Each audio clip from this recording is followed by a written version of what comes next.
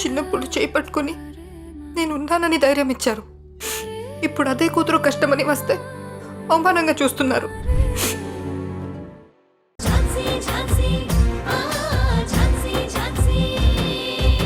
ఈ టెన్షన్ లేకుండా ఇంకా ఆనందంగా ఉండొచ్చు కదా, అదే అంటున్నాను.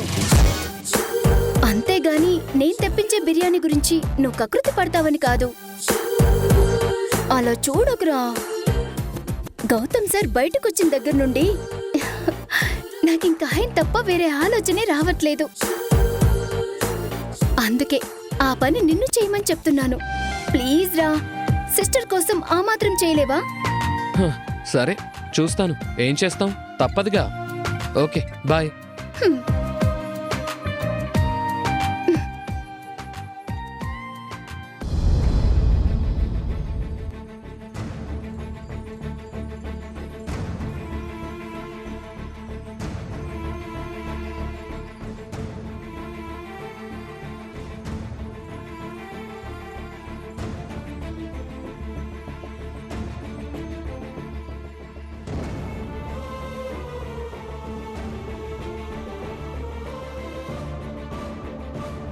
అక్క, నువ్వు ఇలా తినకుండా ఉంటే ఎలా అక్క? దీపక్, నాకివన్నీ పెట్టే బదులు ఇంత విషయం ఇచ్చి చంపేసి మనశ్శాంతిగా అయినా ఉంటుంది. ప్లీజ్ అక్క, అలా మాట్లాడొద్దు. నేను ఇక్కడ నుండి బయటపడేయాలని నా ప్రయత్నం నేను చేస్తున్నాను. ఏం అవసరం లేదు. నా తలరాత ఎలా ఉంటే అలా జరుగుతుంది. నేను ఇక్కడే చావాలని రాసిపెట్టుంటే అలాగే చేస్తాను. నువ్వేం చెయ్యక్కర్లేదు. అక్క, నీ బాధ నాకు అర్థమైందక్క. నువ్వు బాధపడకు ప్లీజ్. నేనేదో ఒకటి చేస్తాను. నాకు కొంచెం టైం ఇవ్వక్క. ఇక్కడి నుంచి ఎలాగైనా బయటపడేస్తాను. అప్పటి వరకు కొంచెం ఓపిక పట్టక్క. ప్లీజ్ అక్క, నువ్వు ఇలా తినకుండా ఉంటే ఇంకా నీరసపడిపోతావక్క. నన్ను నమ్ము, నీకేం కాదు.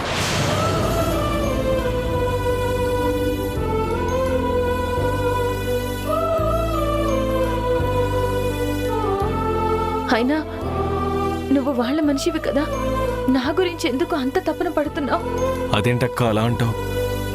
నేను వాళ్ళ మనిషినే కావచ్చు, కానీ నువ్వు చేసిన సాయం నేనెప్పటికీ మర్చిపోనక్క. నువ్వు నన్ను ఎన్నోసార్లు కాపాడావు. నన్ను ఒక సొంత తమ్ముళ్ళా చూసుకున్నావు. నన్ను మార్చడానికి ప్రయత్నించావు. కానీ నువ్వు మారట్లేదు కదా దీపక్. నీ మనసు మంచిదే, కానీ నువ్వు చేసే పనులు ఇలా ఉన్నాయి. నీకు తెలియకుండానే నువ్వొక ఊబిలో ఇరుక్కుంటున్నావు. నాకు అర్థమవుతుందక్క, కానీ బయటికి రాలేకపోతున్నాను. కారణం ఏంటో తెలుసా? నీకున్న చెడు వ్యసనాలే. ఒక బ్యాడ్ హ్యాబిట్ వల్ల నువ్వు ఎన్నో దుర్మార్గాలు చేయాల్సి వస్తుంది. మత్తు కోసం డబ్బు కావాలి, డబ్బు కోసం ఇలాంటి వాళ్లతో చేతులు కలిపి నీచమైన పనులన్నీ చెయ్యాలి. ఈరోజు నేనిక్కడున్నాను కాబట్టి నువ్వు ఆగిపోయావు. అదే నా స్థానంలో వేరే అమ్మాయి ఇంకెవరైనా ఉండుంటే వాళ్లతో కలిసి నువ్వు కూడా తనని హింసించేవాడివి కదా. ఎందుకు ఇదంతా? ఇప్పటికైనా ఆ మత్తులో నుంచి బయటకు వచ్చేసి ఆ అలవాట్లు మానుకో. ట్రై చేస్తానక్క. నేను వెళ్తున్నానక్క, నువ్వు తిను. మనం ఎక్కువసేపు ఇలా మాట్లాడుకుంటుంటే ఎవరైనా చూస్తే డేంజర్. ప్లీజ్ అక్క, తినక్క.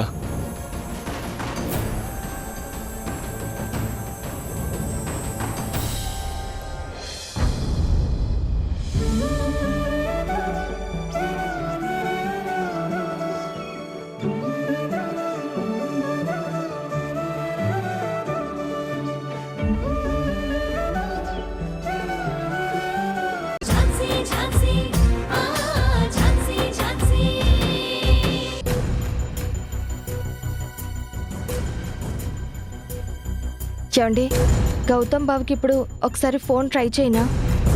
లిఫ్ట్ చేస్తారేమో. సరే రాణి, ట్రై చేయి.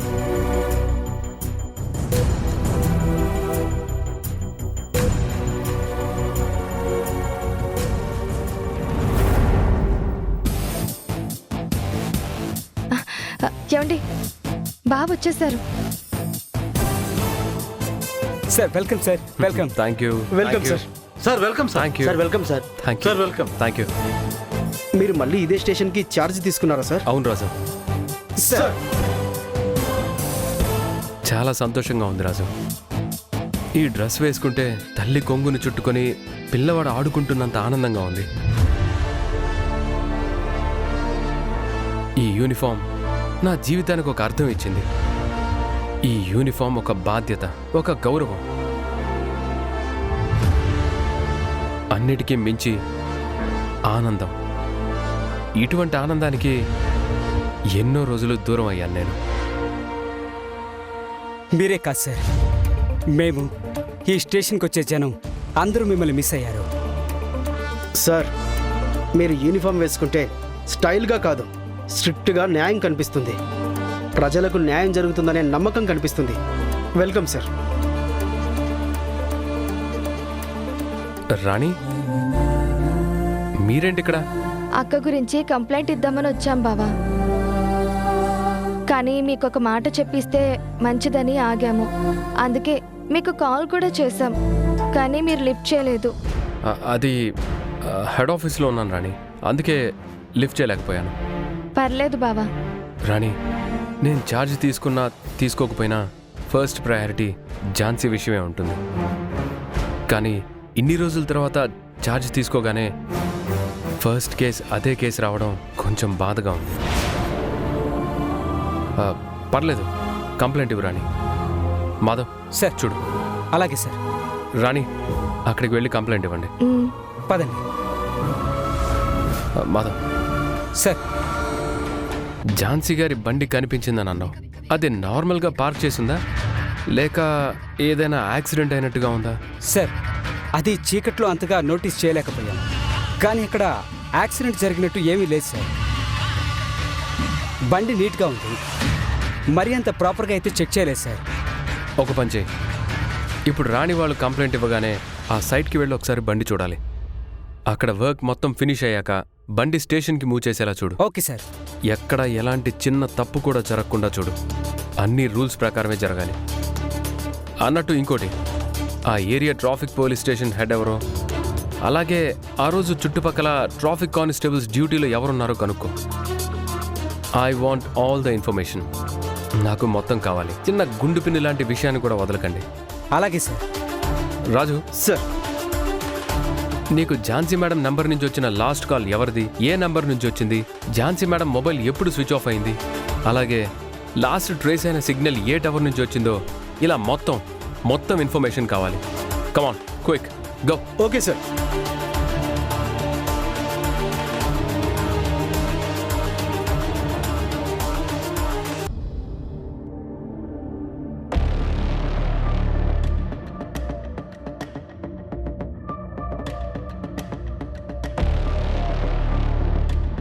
రే, ఎవడ్రా వాడు?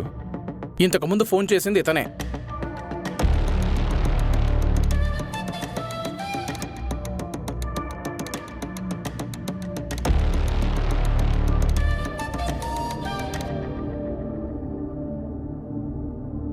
ఏంటి పని?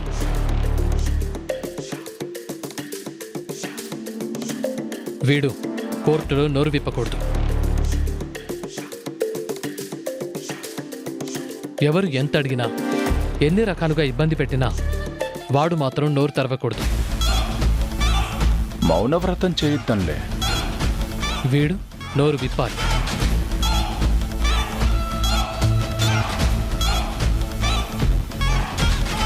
మా హాస్పిటల్లో జరిగిన కుట్ర వెనుక ఎవరెవరి హస్తం ఉందో వాడు చెప్పాలి. ఇప్పుడు వీడు మీరుంటున్న జైల్లోనే ఉన్నాడు. వీడా?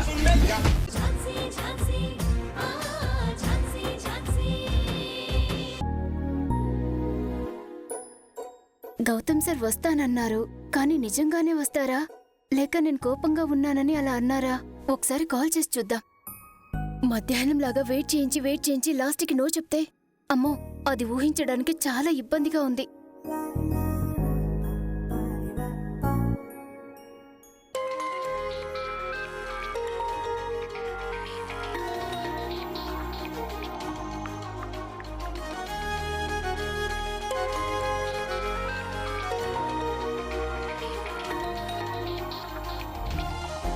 హాయ్ ప్రియాంక.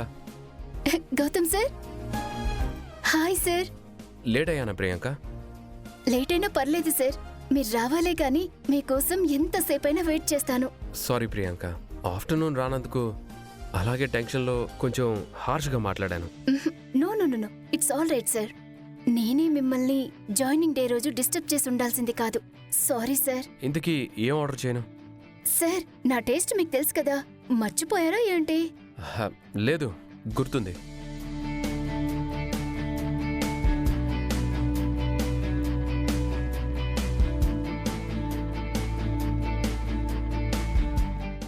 చెప్పు ప్రియాంక. నా ఫేవరెట్ ఐస్ క్రీమ్ తెలుసు అన్నారు, అయితే అదే ఆర్డర్ చేయండి అని అంటున్నా. చెప్పండి సార్, అలా నవ్వుతారేంటి? వెయిటర్, నువ్వు నిజంగానే డాక్టర్వా ప్రియాంక, లేదా కాలేజ్ స్టూడెంట్వా? చెప్పండి sir. 1 coffee Oreo crunch with nuts overloaded ice cream and 1 vanilla ice cream. Okay sir. Wow, super Gautam sir. నా టేస్ట్ మీరు నిజంగా మర్చిపోయారనుకున్నా, కానీ నేను తప్పని ప్రూవ్ చేశారు. Thank you sir, thank you so much. ఏంటి సార్, మీరెప్పుడు అదే వెనిలా ఐస్ క్రీమా? అది తప్ప మరొకటి టేస్ట్ చేయరా? దానికంటే ఎక్కువ టేస్ట్ ఉండే ఫ్లేవర్స్ ఎన్నో వచ్చాయి. ఒకసారి ట్రై చేయొచ్చు కదా. సార్, జాబ్ లో మళ్ళీ జాయిన్ అయ్యారు కదా, ఏపీఎస్ లో జాయిన్ అయ్యారు? Same station, same post. Okay sir. 1 minute Priyanka. Okay sir, carry on. Hello,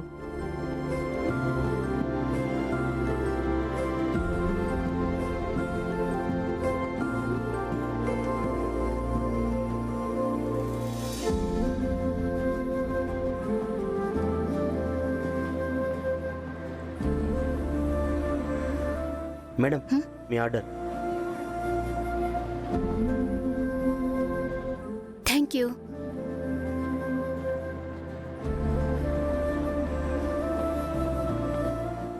okay sir. Sure sir. Okay sir. Sorry Priyanka.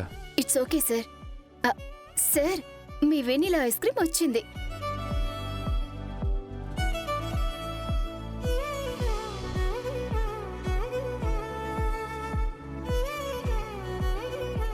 Priyanka, ఎన్ని రోజులు ఏం చేసావు? మీరెప్పుడెప్పుడు వస్తారా అని మీకోసం ఎదురు చూస్తూ ఉన్నాను. ఎందుకు? ఇలా కూర్చొని ఇద్దరం ఐస్ క్రీమ్ తినేందుకా?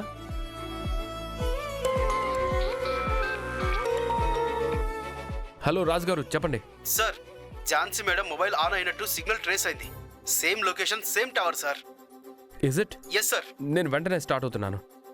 ప్రియాంక, నేను అర్జెంటుగా వెళ్ళాలి. దేనికి సార్, ఏమైంది? ఝాన్సీ మొబైల్ ఆన్ అయిందంట, సో నేను అర్జెంటుగా వెళ్ళాలి. వెళ్ళండి, ఇంకెందుకు ఆగుతారు? ఏదో నా కోసం ఫార్మాలిటీగా వచ్చారు. మీరు ఫిజికల్ గా ఇక్కడున్నా మీ మైండ్ అంతా ఝాన్సీ చుట్టే తిరుగుతుంది. నేను కాల్ చేసి రిక్వెస్ట్ చేశాను కాబట్టి వచ్చారు, లేదంటే మీకు అసలు నా గురించి ఆలోచన అనేదే రాదు. నేనంటే మీకు అసలు పట్టింపే ఉండదు. మీరొస్తారని మీకోసం ఈ రోజంతా పిచ్చి దానిలో వెయిట్ చేస్తున్నాను. వెళ్ళండి సార్. ఎందుకు ఆగారు? నేను కూడా వెళ్తున్నాను. ఎస్ ప్రియాంక, నువ్వు చెప్పింది 100% ట్రూ. ఇప్పుడు నా మైండ్ అంతా ఝాన్సీ చుట్టే తిరుగుతుంది.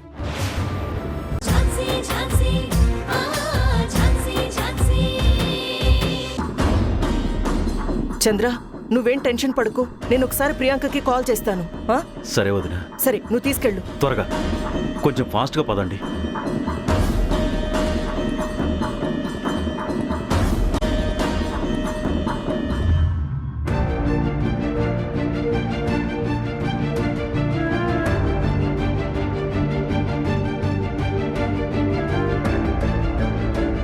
ప్రియాంక ఫోన్ స్విచ్ ఆఫ్ అని వస్తుందేంటి?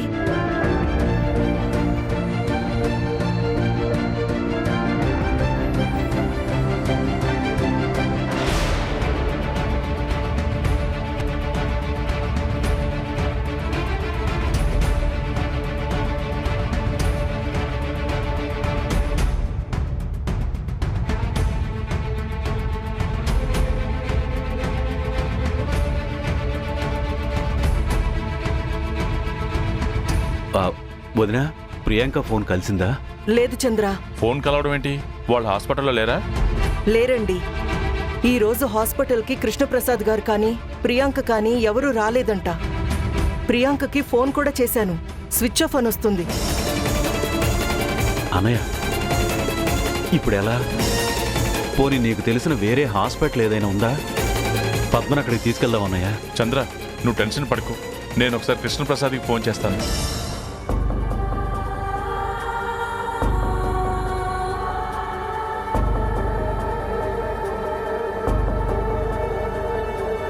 ఏమైందన్నయ్య? ఫోన్ లిఫ్ట్ చేయట్లేదు. అనయ్య మళ్ళీ ఒకసారి ట్రై చేయి.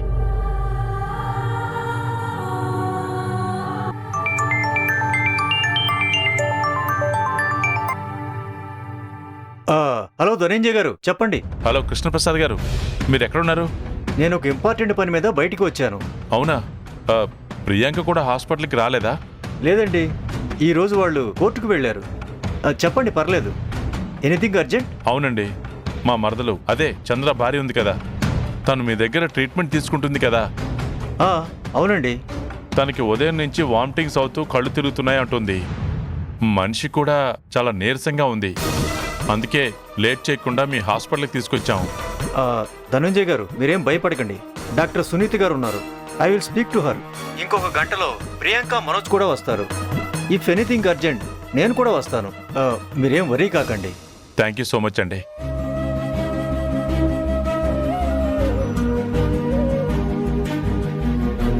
ఏమన్నారండి?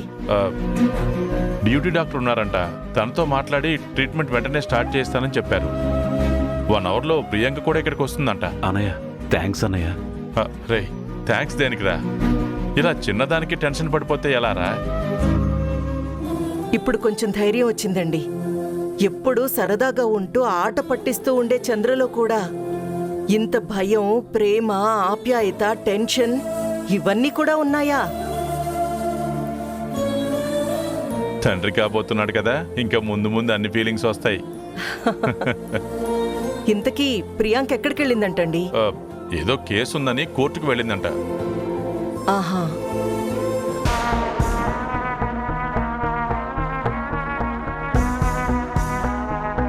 సార్ ఏంటి Raju garu? Sir CCTV footage sir.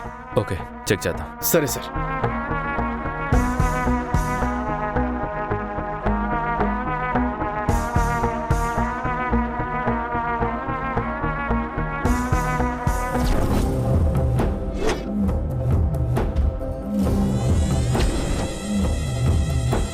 రాజుగారు, వీడియో ప్లే అవ్వడానికి ఎంతసేపు? లోడ్ అవుతూనే ఉంది. సార్ ఈ సిస్టమ్ కొంచెం స్లో సార్.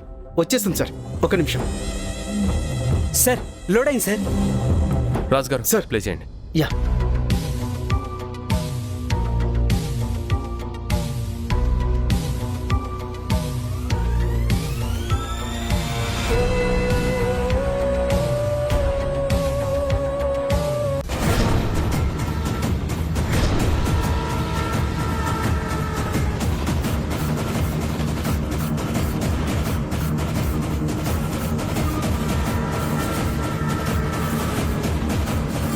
అంటే ఇదంతా శ్రీధర్ పనా?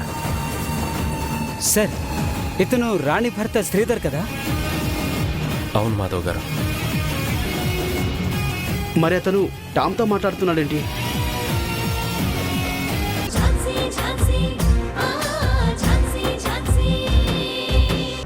ముందు శ్రీధర్ని పిలువు. ఎందుకు బాబా? ఏం జరిగింది? పిలవమని చెప్తున్నాను కదా, పిలు. అది కాదు బాబా, ఇప్పుడు ఆయన ఎందుకు? పిలవమని చెప్తుంటే అర్థం కావట్లేదా? శ్రీధర్, శ్రీధర్.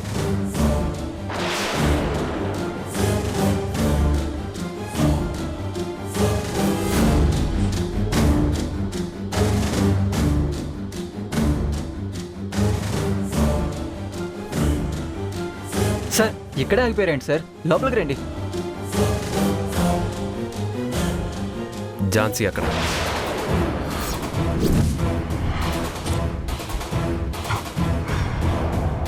ఏంటి సార్? ఝాన్సీ ఎక్కడుందో చెప్పు. ఝాన్సీ మేడం కనిపించట్లేదు కదా సార్. మీకు కూడా తెలుసు కదా, నన్ను అడుగుతారేంటి? నాకేం అర్థం కావట్లేదు సార్. అవును కదా బావా, అక్క ఎక్కడుందో మా ఆయనకి ఎలా తెలుసు? ఎలా తెలుసో చెప్పు. అడుగుతుంది కదా. ఎలా తెలుసో చెప్పు. మీరేం అడుగుతున్నారో నాకు అర్థం కావట్లేదు సార్. నిజంగా నాకేం తెలియదు సార్. నిజంగా నీకేం తెలీదా? పద, నీకు తెలుసో లేదో నీ నోటితోనే చెప్పిస్తాను. బావా, ఆయనకి తెలియదని చెప్తున్నారు కదా బావా. బావా ఆగు బావా. వారెంట్ ఉందా? తప్పుకోరాని, నా కోపం తెప్పించుకో. బావా, నువ్వు నా భర్తని తీసుకెళ్లాలంటే వారెంట్ చూపించి తీసుకెళ్ళు. నువ్వు లా పాయింట్లు మాట్లాడి నన్నే ఆపాలని చూస్తున్నావా? నన్నే ఎదిరిద్దాం అనుకుంటున్నావా? తప్పుకో. అనవసరంగా నువ్వు తల దూర్చుకో. నిన్నేంటి బావా, మా ఆడవాళ్ళు భర్త కోసం ఆ యముడినైనా ఎదిరిస్తాం. అది మా స్త్రీ జాతి గొప్పదనం. ఎదిరించడమే కాదు బావా, ఎంతకైనా తెగిస్తాం. అమ్మా రాణి, నువ్వు ఆవేశపడకమ్మా. బాబు ఏదో అపార్థం చేసుకున్నాడు. బాబు, ఎక్కడో ఏదో పొరపాటు జరిగింది. మీరేదో అపార్థం చేసుకున్నారు. చూసిందల్లా నిజం కాదు బాబు. తెల్లనివన్నీ పాలు కాదు. మీరు ఆవేశంలో నిజాన్ని చూడలేకపోతున్నారు. ఒకసారి ప్రశాంతంగా ఆలోచించండి. పెద్దవాడిగా చెప్తున్నాను బాబు. మీ నీతులు సూక్తులు ఇంకెవరికైనా చెప్పుకోండి, నా దగ్గర కాదు. రా సార్. తాతయ్య లేవండి. తాతగారు రారా.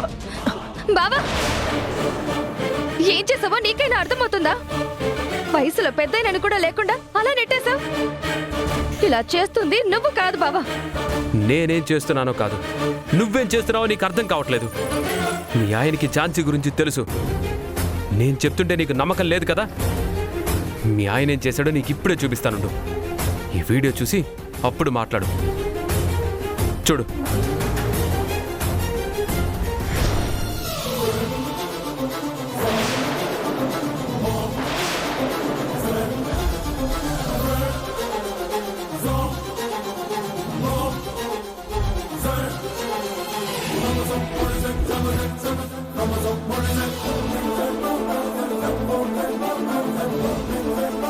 చూసావు కదా, ఇప్పుడైనా అర్థమైందా ఎలాంటి వాడికి సపోర్ట్ చేస్తున్నావో? ఇప్పుడేం చేయాలో చెప్పు. ఇప్పుడు కూడా అడ్డుకుంటావా? ఏంటండి ఇది? రాణి, నేనేం చేయలేదు. అసలు నాకు సంబంధం లేదు. రాణి, ఝాన్సీకి ఏమైనా జరగాలి, నీ అంతు చూస్తాను. పదరా. సార్ సార్ సార్ సార్ ఆగండి సార్, తొందరపడకండి సార్. మీరు మళ్ళీ ఏదో తప్పులో ఇరుక్కోకండి సార్. ముందు వెళ్దాం పదండి సార్. లేదు, ముందు వీడిని స్టేషన్కి తీసుకెళ్దాం. సార్ సార్ వద్దు సార్, ప్లీజ్ సార్. అసలే మీ మీద పై అధికారుల నిఘా ఉంది సార్. మొన్ననే లాకప్ డెత్ కేసు నుండి బయటపడ్డారు. రూల్స్కి విరుద్ధంగా చేయొద్దు సార్, ప్లీజ్ సార్. రై,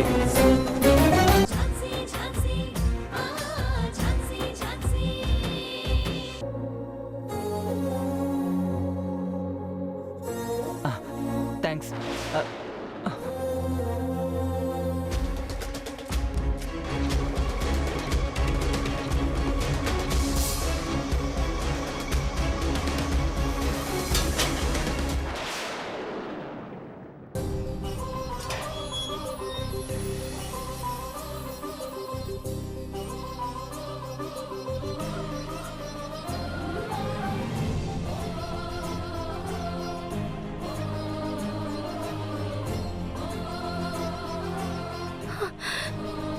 అక్క,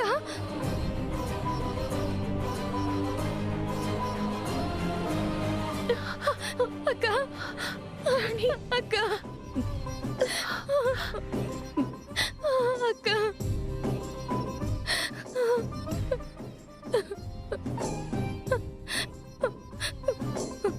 అక్క, ఎలా ఉన్నావక్క? నీకేం కాలేదు కదా? నీకేం జరిగిందో అని చాలా భయపడిపోయానక్క. ఆ దేవుడి దయ వల్ల నువ్వు మళ్ళీ క్షేమంగా తిరిగి వచ్చేసావు. మేడం, ఎలా ఉన్నారు? అమ్మా ఝాన్సీ, వచ్చేసావా?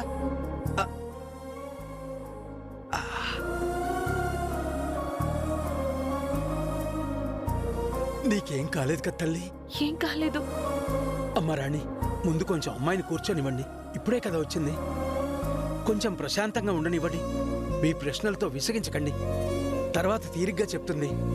అమ్మ ఝాన్సీ, ముందు నువ్వు లోపలికి వెళ్ళి కూర్చో. అత్తయ్య, ఏమైంది అత్తయ్య? ఎందుకలా కుంటున్నారు? నువ్వు ఇన్ని కష్టాల్లో ఉండి కూడా ఎదుటి వాళ్ళ కష్టాలనే చూస్తున్నావు చూడు. అలాంటి నిన్ను ఆ దేవుడు నిన్ను ఎందుకు కష్టపెడుతున్నాడో ఏంటో.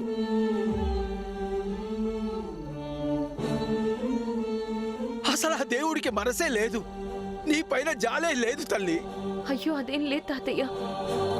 ఆ దేవుడి దయ, మీ ఆశీస్సులు, ఈ రాణి పూజలు, మొక్కుల వల్లే నేను ఈరోజు బతికి బయటపడ్డానేమో.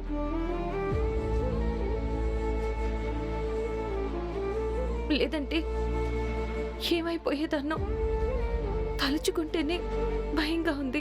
నీకేం కాదక్కా, ఆ దేవుడున్నాడు. నీలాంటి మంచి వాళ్ళకి ఎప్పుడూ తోడుగా అండగా ఉంటాడు. లేదు రాణి, ఇది నా మంచితనం వల్ల మాత్రమే జరిగింది కాదు. మీ అందరికీ నాపై ఉన్న ప్రేమాభిమానాల వల్ల, మీరు చేసిన పూజల వల్లే నేను ఇప్పుడు ఇలా రాగలిగాను.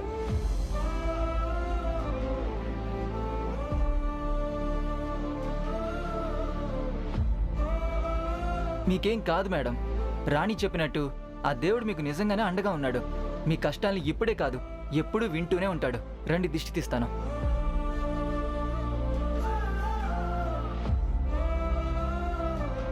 ఏంటి రాణి, శ్రీధర్కి కూడా నీ భక్తి అంటించావా? శ్రీధర్ కూడా నీలాగే ప్రతిదానికి దేవుడు దేవుడు అని తలుచుకుంటున్నాడా?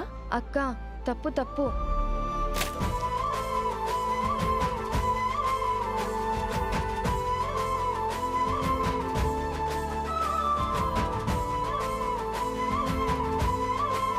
మేడం, భక్తి అంటించాల్సిన అవసరం లేదు. బాధ, భయం ఉన్నవారికి, అలాగే ఏ దారి లేని వారికి భక్తి తప్పక పుడుతుంది. అలాగే దేవుణ్ణి నాలాగే ప్రతి క్షణం తలుచుకుంటూ ఉంటారు.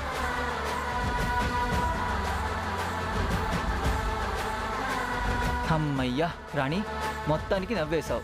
చాలా సంతోషం. అదేంటి అలా అన్నావు శ్రీధర్? రాణి, ఏం జరిగింది? మీ ఇద్దరికి ఏమైనా గొడవ జరిగిందా? అదేం లేదులే అక్క. నువ్వు ముందు బావకి ఫోన్ చేయి. ఎక్కడున్నాడో ఏంటో. నువ్వు కనిపించట్లేదని తెలిసిన దగ్గర నుంచి పాపం ఎంత కంగారు పడుతున్నాడో. ఒకసారి ఫోన్ చేయి అక్క. నువ్వు వచ్చావని తెలిస్తే చాలా సంతోషపడతాడు. సరే రాణి, ఒకసారి నీ ఫోన్ ఇవ్వు. నీ ఫోన్ ఏమైందక్క? నా ఫోన్ లేదులే, నీ ఫోన్ ఇటు ఇవ్వు.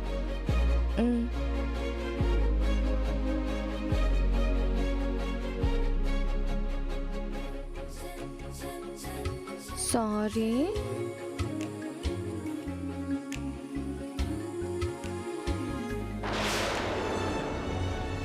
రాణి, ఫోన్ స్విచ్ ఆఫ్ అని వస్తుంది.